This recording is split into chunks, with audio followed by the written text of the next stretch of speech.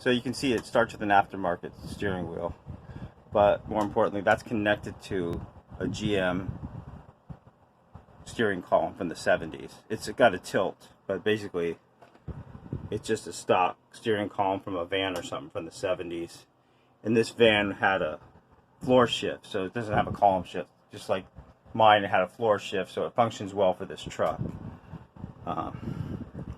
So there you can see as it attaches the steering wheel, there's an adapter kit obviously for the steering wheel to attach to this GM steering column, but there it goes, supported by a bracket, and exits the cab.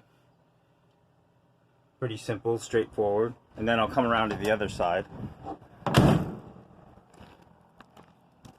and come to the firewall, and there's where it exits the cab.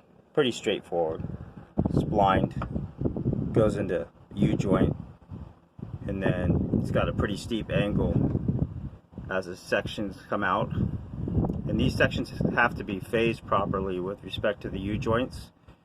www.borgenson.com is a website that talks about phasing, and the phasing has to be set up proper in terms of its angle so there's no binding, but that's critical. And you can see that it is steep, and there are 6 sections, 6 U-joints, and it goes into a Saginaw power steering box, and there's the associated pump with that and the lines that go into that.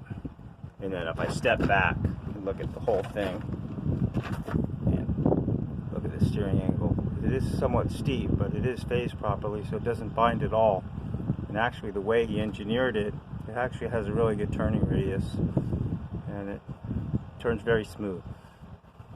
I don't know what year this Saginaw box is from, but just so you get a look at the pump and the box and the lines